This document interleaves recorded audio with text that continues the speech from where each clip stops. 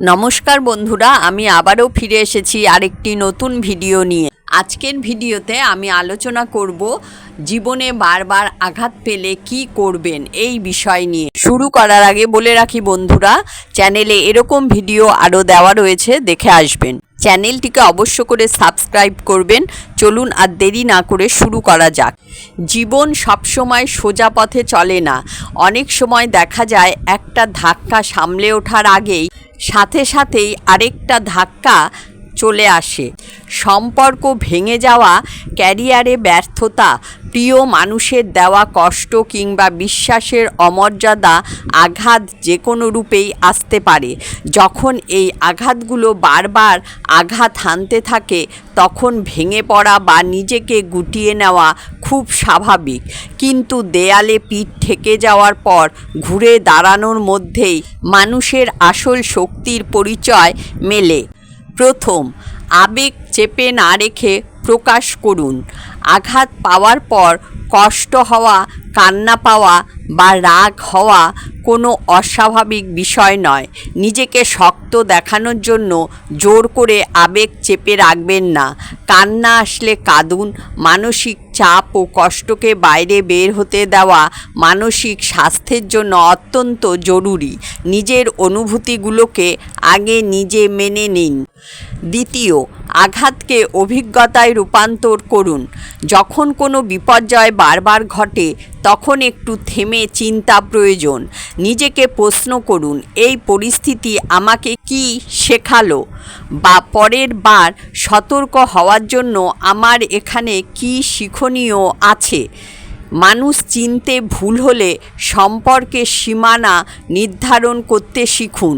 কাজে ব্যর্থ হলে নিজের কর্মপদ্ধতি পরিবর্তন করুন।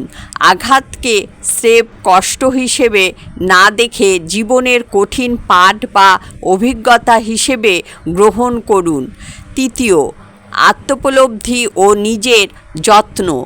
বারবার আঘাত পেলে মানুষের নিজের ওপর থেকে আত্মবিশ্বাস কমে যায়। মনে হতে থাকে সব দোষ বোধহয় আমারই। এই মানসিকতা থেকে বের হয়ে আসতে হবে। নিজের প্রতি নিষ্ঠুর না হয়ে দয়ালু হন। চতুর্থ, নেতিবাচক বৃত্ত থেকে বের হয়ে আসুন। অনেক সময় আমরা অতীতের কষ্টগুলোকে মনের ভেতর বারবার আওড়াতে থাকি। এটা মনের ক্ষতকে আরও গভীর করে তোলে। অতীতকে আপনি বদলাতে পারবেন না, কিন্তু বর্তমানকে নিয়ন্ত্রণ করার ক্ষমতা আপনার হাতে আছে। তাই যা ঘটে গেছে তা নিয়ে পড়ে না থেকে আজ আমি কি করতে পারি সেদিকে মনোযোগ দিন। পঞ্চম, না বলতে শিখুন এবং সীমানা নির্ধারণ করুন। যদি মানুষের আচরণ আপনাকে বারবার আঘাত দেয় তবে বুঝতে হবে আপনার জীবনে মানুষের প্রবেশের বা আপনাকে প্রভাবিত করার সীমানাটি পুনর্নির্ধারণ করা দরকার। সবাইকে খুশি করার মানসিকতা বাদ দিন। যেখানে আপনার সম্মান নেই বা যেখানে আপনি বারবার আঘাত পাচ্ছেন সেখান থেকে ভদ্রভাবে দূরত্ব বজায় রাখুন। প্রয়োজনে স্পষ্ট করে না বলতে শিখুন। একটি চিরন্তন সত্য, ঝড়ের মুখোমুখি না হলে যেমন গাছের শিকড় শক্ত হয় না, ঠিক তেমনি আঘাত বা কঠিন পরিস্থিতির মুখোমুখি না হলে মানুষের ভেতরের আসল সম্ভাবনা ও মানসিক শক্তি জাগ্রত হয় না। ভেঙে পড়া কোনো স্থায়ী সমাধান নয়। মনে রাখবেন, রাত যত গভীর হয় সকাল ততটাই নিকটে আসে। জীবনে আঘাত আসবেই, কিন্তু সেই আঘাতকে জয় করে আপনি কিভাবে নতুন রূপে নিজেকে আবিষ্কার করেছেন, দিন শেষে সেটাই আপনার আসল গল্প। আজকের জন্য এ পর্যন্তই বন্ধুরা। দেখা হবে পরের ভিডিওতে।